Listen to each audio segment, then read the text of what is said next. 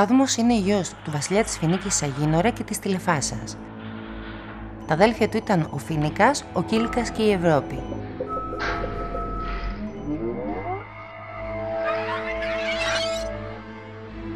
Όταν ο Δίας, γοητευμένος από την ομορφιά της Ευρώπης, την κλέβει μεταμορφωμένο σε ταύρο, ο Αγίνορας διατάζει τους γιους του να ψάξουν να τη βρουν.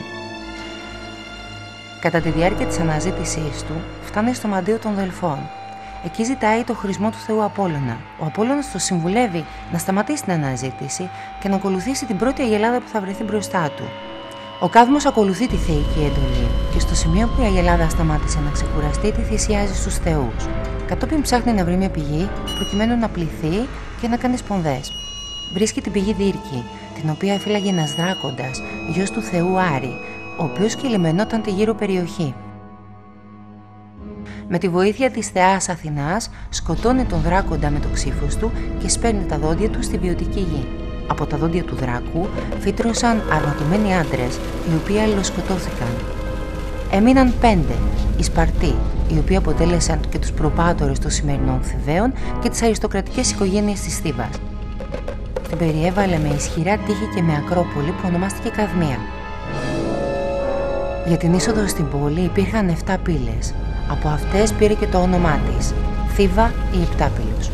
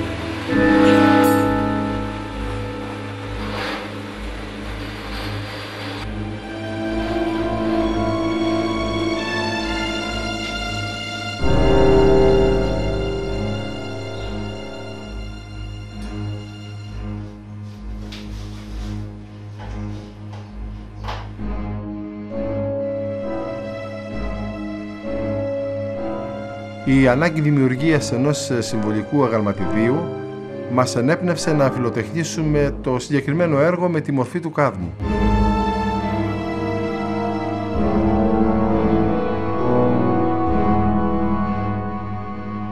Η μυθολογική σκηνή, παράσταση του κάδμου που σκοτώνει το δράκοντα συμβολίζει την απόλυτη επικράτησή του ως ηγέτη στην περιοχή και στην πανάρχια πόλη που αρχικά ονομάστηκε Καδμία.